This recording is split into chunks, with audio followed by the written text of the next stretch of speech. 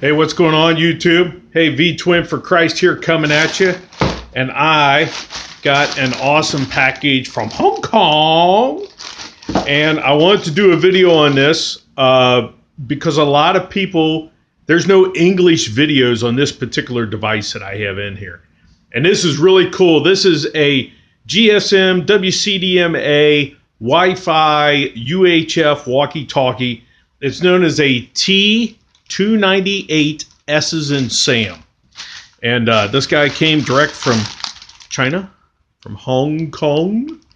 And actually it got here in one day once they shipped it. It took them forever to ship it.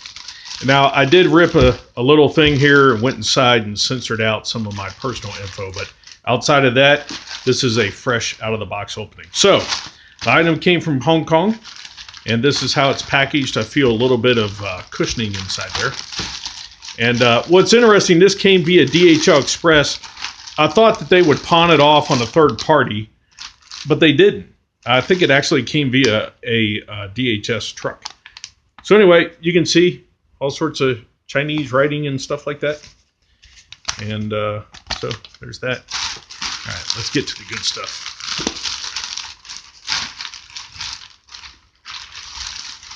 Whoa. Empty bag. All right, enough of that.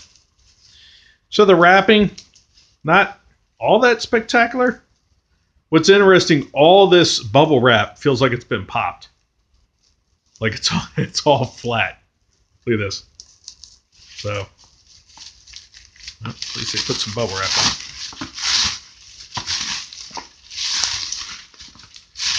All right. Okay, it looks like they included some kind of CD here. Don't know what it is. And this is a prototype radio. I'm working on a communication plan for a very large nonprofit organization that will provide radios to a government agency. And the reason we're going that route is it's just easier to get it done that way. So this looks like a CD RW disc. There's no branding on it whatsoever, so I'm kind of curious to find out what's on there. Here's the box. Little itty bitty ding right here, but for the most part it arrived intact. I'm going to try and cover up the ESIN number so somebody doesn't try and bootleg stuff. So there's our packaging. As you can see, not real spectacular. And keep in mind, when I ordered this, I specifically told the seller that I was going to prototype this for a very large project and to make sure that everything was absolutely correct with this package. Obviously, somebody did not get that memo. So here is the T298S. And based on the reviews that I've read, it's a pretty sweet radio from what I've read. So it looks like the battery is intact here. A B-87C battery. Try and cover up some of that. So it's got your SD card, multiple SIM cards, both big and small. Got a nice weather seal around here. I'm going to take this out of camera for just a minute. Battery seems a little weird. I mean, it's nice and thick. I think it's a 4,000 milliamp. No, 3,500 milliamp. Now that's interesting because they advertised a 4,000 milliamp battery, but I got a 3,500 milliamp battery. So anyway, battery fits in there nice and tight. The cover seems to have an interesting lock to it here. That's kind of weird. These two prongs actually expose through the battery cover. Obviously, here's our belt clip. Speaker looks pretty heavy duty. Rear camera there. Little lanyard hole. The channel knob is kind of indented. Doesn't feel like a big, thick indent. And for all of those folks out there that want to know what kind of antenna this thing has, there you go. Right? Because in all the pictures that I had, it was very hard to tell. And I'm just going to take a moment here and just kind of go around the radio so you can see all the buttons. Right? It's got a pretty nice feel to the buttons, nice tactical feel. This one feels a little soft and cushy. I mean, there's definitely a feedback to it. And then over here we've got our, this should be a Motorola-like connector. Let's go ahead and pop this guy off here real quick. Wow, that guy's on there. Holy camoly. Sheesh. Where in the heaven you get into that thing? Now, one thing I've noticed here, normally field radios that are going to be used by police and fire and stuff like that, almost all the screws will accept a dime to open them because you may not have a screwdriver. This one right here looks as though it would not accept a dime. And on top of that, when I unscrewed this, the screw just fell right out. There's no retention holding this plug in here. Man. All right, that went flying off. So anyway, there you go. That should be a standard Motorola type connector. It's indented a little bit, so it's not like to the surface. Some of these that I've seen, it just looks like a printed circuit board. This actually has some recessed areas down in there.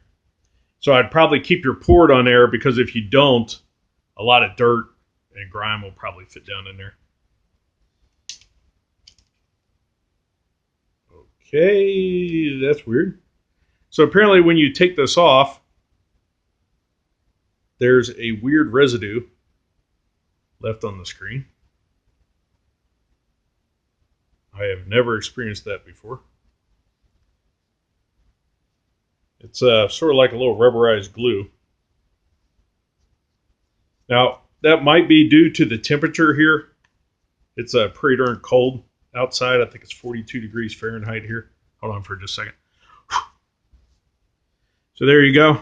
Let's get inside the box here. Let's figure out what else is in here.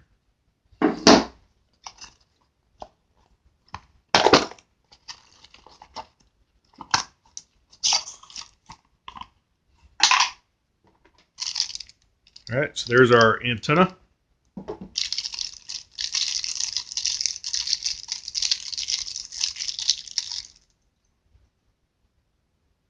It says WCDMA on it. Let me try and turn it around. WCDMA, WCDMA.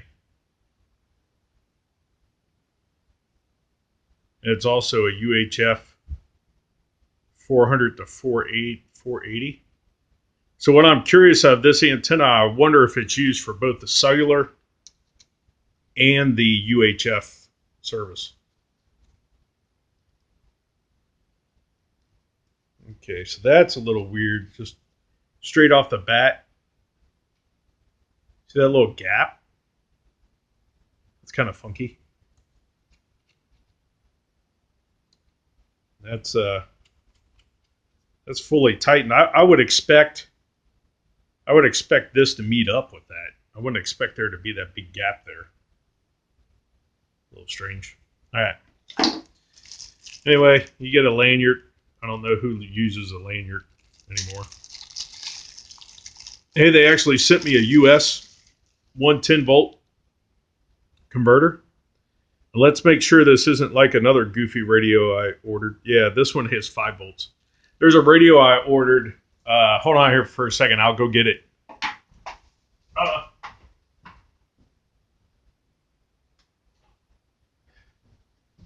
All right, so this radio I ordered a while back. I think this is a 777, or I don't know. It's a piece of junk. GD77 or something, in my opinion.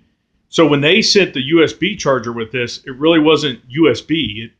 It had a USB jack, right? And it plugged into 110, but it actually had 12 volts out. I was like, okay, that was kind of stupid. So they include a USB cable, and here on the side of the radio, there's a USB charging port. I can't really see how many milliamps this guy is. Looks like 1,000 milliamp output, so 1 amp. I got bigger chargers than that. Then we got our belt clip. You'll see it's got a couple screws on it, and the screws are included. Looks like it's got a nice heavy-duty spring in here. I'm not one for belt clips. I normally destroy them probably within the first week. I wish I could show you the case for my cell phone. Actually, I probably could. Yeah, it's decent. This belt clip might last me, pardon me, might last me 2 months, maybe 3 if we're lucky. But give me just a moment, and I will show you the most awesome cell phone case in the world. Stand by.